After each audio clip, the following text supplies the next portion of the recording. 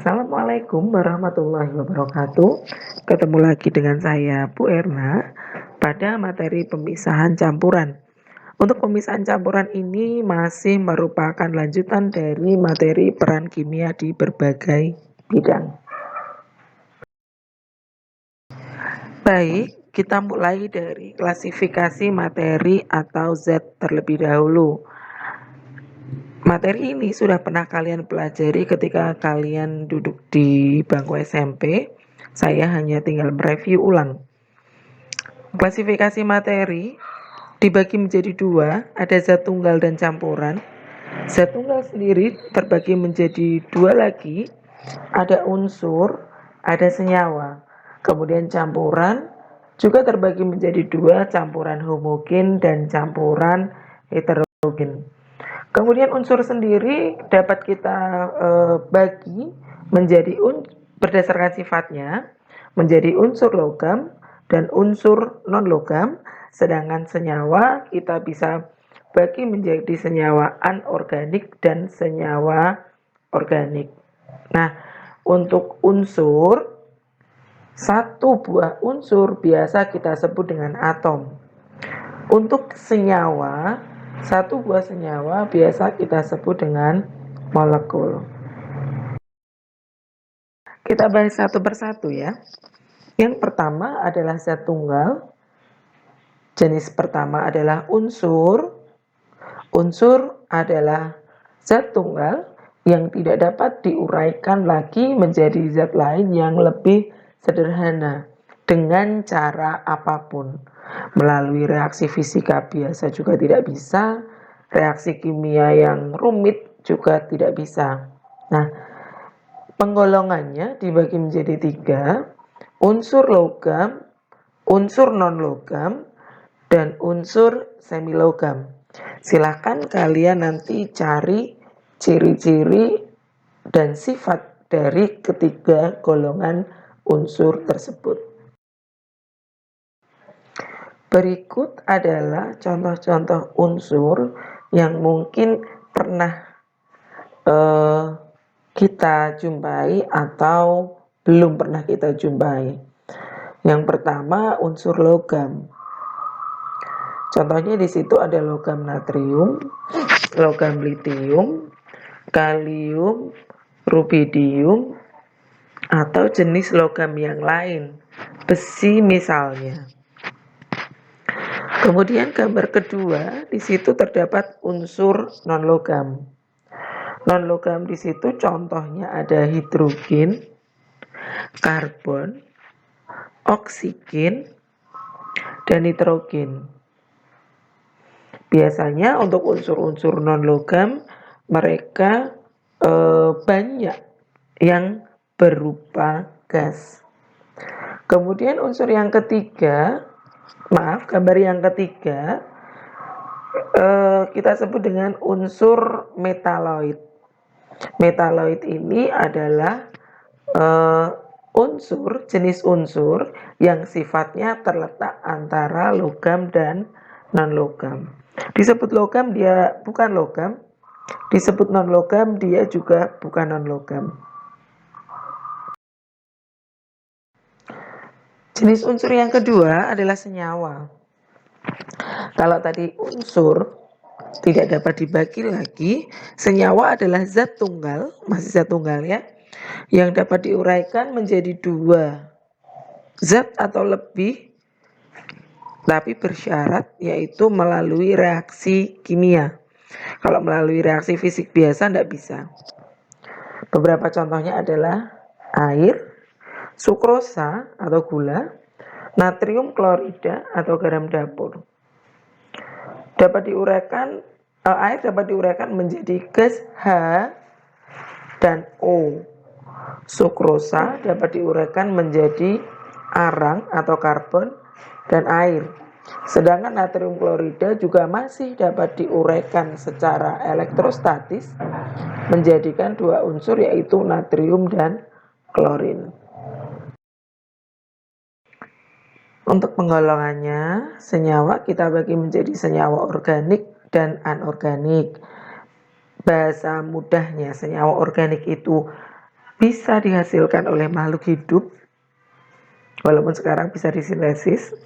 Kemudian untuk senyawa anorganik tidak terdapat pada makhluk hidup, bisa disintesis melalui laboratorium. Contoh-contoh senyawa organik tertera di gambar bawahnya. Ada DNA pada manusia maupun binatang. DNA itu pembawa sifat keturunan. Kemudian ada gula, kemudian ada etanol, kemudian ada metana. Etanol, metana ini salah satu contoh dari senyawa hidrokarbon, hasil dari penyulingan minyak bumi. Kemudian untuk yang anorganik, ada garam, ada karbon dioksida, ada perak, ada berlian, dan masih banyak lagi. Baik, sekarang kita masuk ke jenis yang kedua. Tadi ada zat tunggal yang terdiri dari unsur dan senyawa. Sekarang kita mempelajari tentang campuran, jenis materi yang kedua.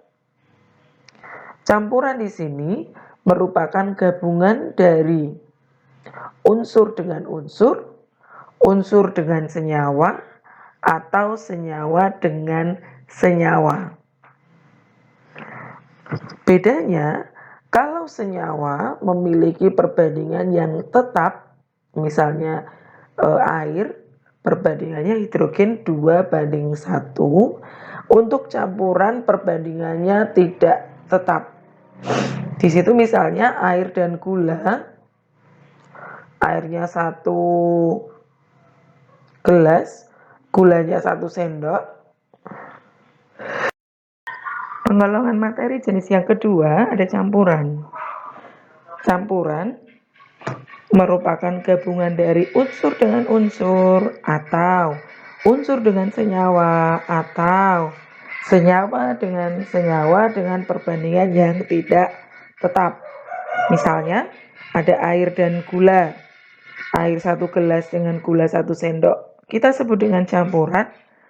Air 1 gelas dengan gula 2 sendok juga kita sebut dengan campuran.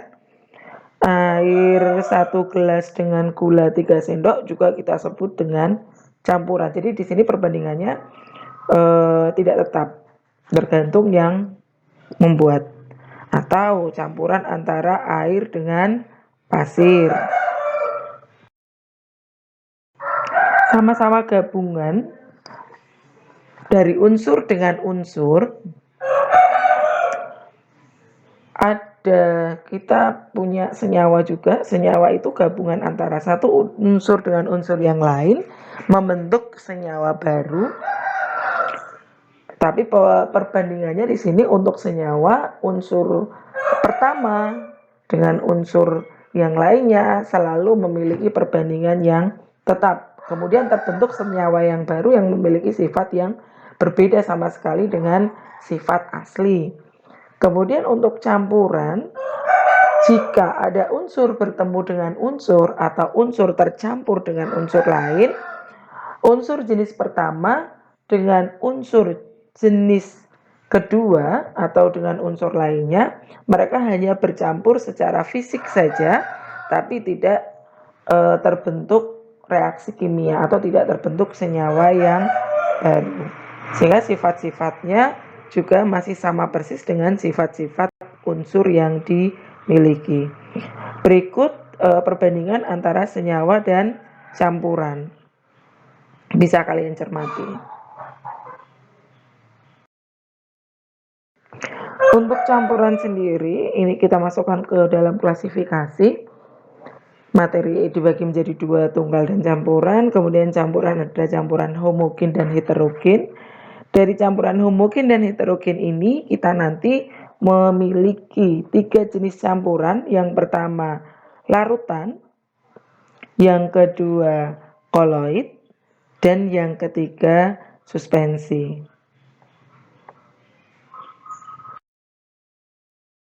Berikut penggambarannya ya.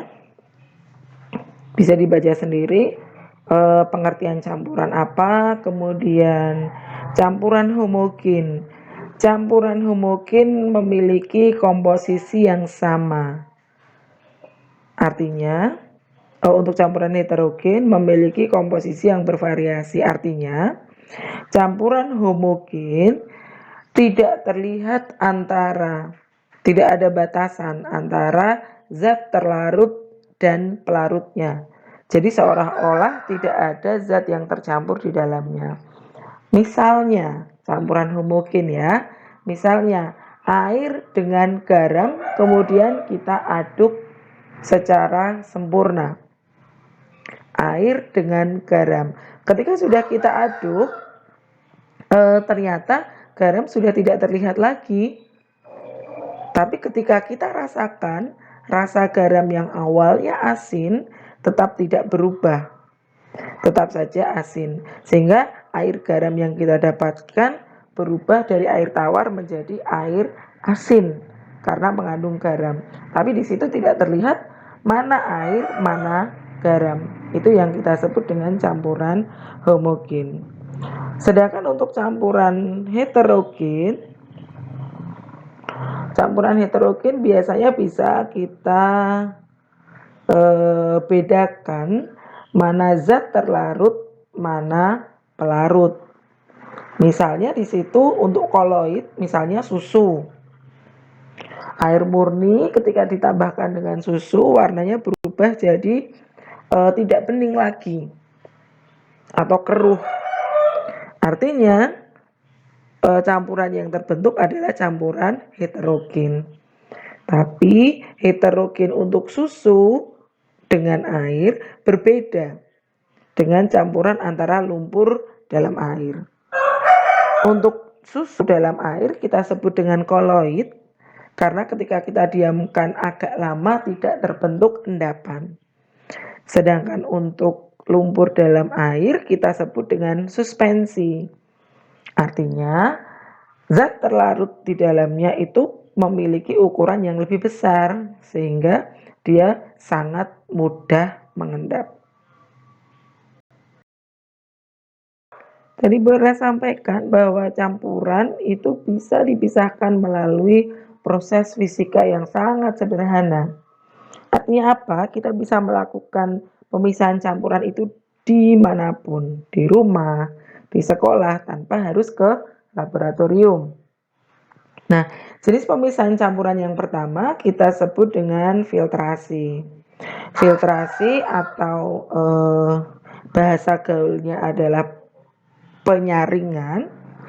Di sini filtrasi itu pemisahan campuran jika campuran itu terbentuk antara zat terlarut dan pelarut yang ukurannya berbeda jauh.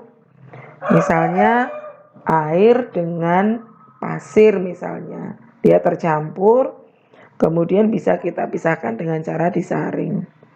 Misalnya kalian membuat teh tabur. Membuat teh tabur kita bisa pisahkan antara residu atau ampasnya dengan larutannya, larutan tehnya hanya dengan cara disaring. Jenis pemisahan yang kedua ada kristalisasi atau pengkristalan. Kristalisasi ini pemisahan campuran antara air dengan garam misalnya. Dengan cara dipanaskan. Terjadi antara zat terlarut dan pelarut yang sangat saling melarutkan sehingga campurannya tidak terlihat ya mana zat terlarut dan mana pelarut. Misalnya kalian punya air garam, kita tidak bisa memisahkan dengan cara disaring. Satu-satunya cara harus dikristalisasi atau kita panaskan. Untuk contohnya pada pembuatan garam di daerah-daerah pantai. Di situ biasanya ada sawah yang disiapkan untuk pembuatan garam, air lautnya disiapkan di sana, kemudian menggunakan fasilitas sinar matahari yang sangat terik. Kalau terkena panas, otomatis air yang terdapat pada air laut akan menguap dan menyisakan butir-butir garam. Untuk yang skala laboratoriumnya terdapat pada proses kristalisasi yang digambarkan di bawah. Pemisahan yang ketiga ada sublimasi. Sublimasi di sini jika terjadi percampuran antara zat-zat yang salah satunya mudah menyublim. Misalkan ada campuran kapur barus dengan pasir. Yang mudah menyublim siapa? Yang mudah menyublim di sini ada kapur barus. Maka kita bisa lakukan percobaan sederhana sublimasi, yaitu dengan cara campuran antara kapur barus dan pasir dipanaskan, kemudian di atasnya bisa kita beri es batu, kemudian nanti ketika dia menyublim, kemudian uap yang didapatkan akan terkena es batu di atasnya sehingga kapur barus akan memisah dari pasir, yang kapur barus akan menempel di cawan yang berisi es batu, sedangkan pasirnya akan tetap di bawah. Teknik pemisahan selanjutnya ada kromatografi. Kromatografi adalah pemisahan campuran berdasarkan perbedaan daya alir zat-zat yang bercampur pada media tertentu. Nah, contoh pemisahan dengan teknik kromatografi pada gambar paling bawah. Di situ ada gambar tinta yang ditotolkan pada selembar kertas saring, kemudian di bawahnya diberi pelarut air. Nah, kertas saring yang tercelup pelarut air yang di atasnya sudah kita totolkan zat warna, maka karena ada daya kapilaritas, air tersebut akan menaik.